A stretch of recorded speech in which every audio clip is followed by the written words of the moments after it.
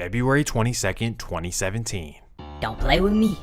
Play with your bae. In the song, he gets straight to business. Don't play with me, ho Gotti, you a hoe, man. You went from my biggest fan to my biggest hater, begging me to sign with you, but you know I had too much paper.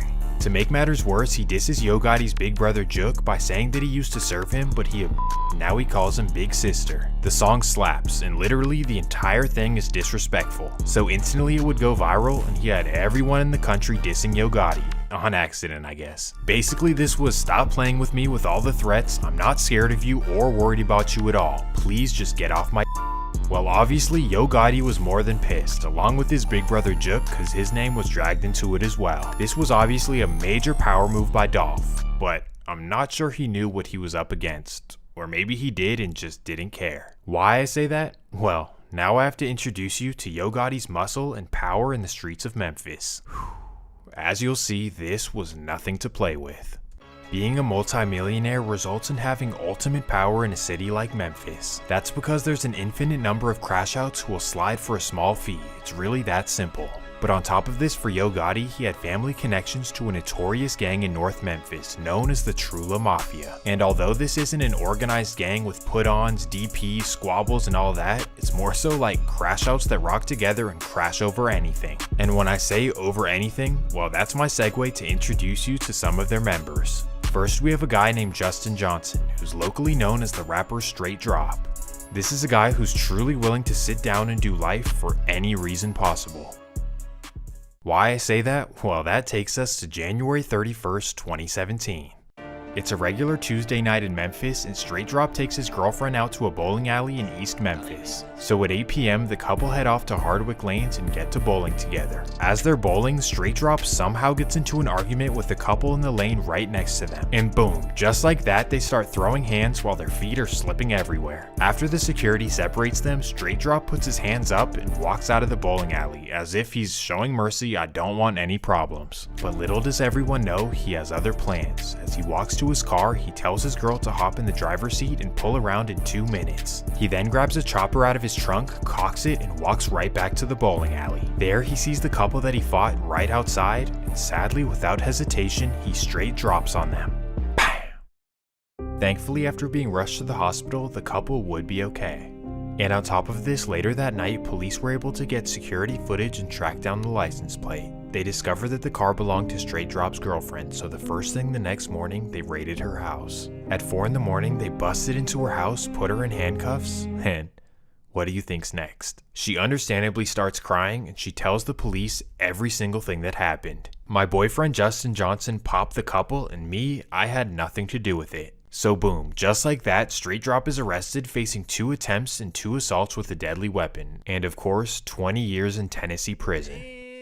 Now you might be wondering what was the point of this story, but trust me, Straight Drop will be very important later on. Oh, and so will his best friend named Cornelius Smith. This guy's got a track record longer than Jason Love. Kidnappings, carjackings, assaults, you name it, just all the Memphis activities. So now you understand that these are the type of guys that Gotti has on speed dial. Absolute crash outs who are willing to smoke Dolph, not because he did anything to them, but because Boss Man wants it done. But thankfully for Dolph at this very time, they were both locked up. But regardless, this didn't mean that he was safe, and that takes us to February 25th, 2017. It's the annual CIAA basketball tournament in Charlotte, North Carolina. And if you're unfamiliar, the tournament is a tradition where the historically black schools compete for a trophy. While Dolph is in town to support the tournament and of course to perform at 2 parties as well. The first of which is an outdoor day party in Charlotte's 4th Ward. So Dolph performs at 5 p.m, everything goes well, and once he's done, he collects his money and heads off to his next booking. Or at least that's his intention. 6:30 p.m. Dolph and his crew hop in a black Escalade and head down Caldwell Street. As they turn the corner onto 8th Street, that's when a car gets right up behind them. The random car rolls their windows down and out of nowhere starts blowing at the Escalade. After dumping over 100 shots into the Escalade, the car speeds away thinking that Dolph and his crew are definitely goners. But little do they know, the Escalade is 100% bulletproof and not a single round pierced through. But regardless, this was definitely a scary incident and a wake-up call to how serious Dolph's beef was. His rivals want him dead so bad that they're willing to send hitters his way in completely different states. 100+ shots is what you call overkill, and definitely was a statement being made. If he wasn't before, Dolph was now aware of the level of danger ahead. Except he really didn't seem to care. At all. Why I say this? Well, because right after getting lit up 100 times, he still went on to perform at his later show. Even a day party. I was leading a day party. We was headed to where we was headed to. Pull up a lot on a day party, get up the street. They started shooting, they shot.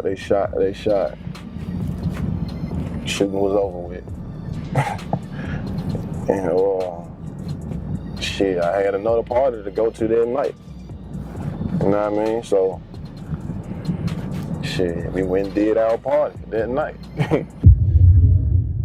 Dolph was the ultimate hustler, and not to mention that he just wasn't scared of anything. On top of this, he wanted the world to know that I'm not worried about Yo Gotti whatsoever.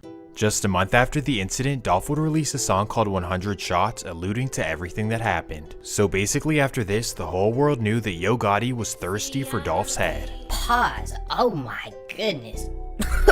Let me try that again. Yo Gotti wanted to spank Dolph. And even after this major failed attempt in Charlotte, they weren't done yet. Persistence, persistence, persistence. We're gonna keep trying and we're gonna find you wherever you are.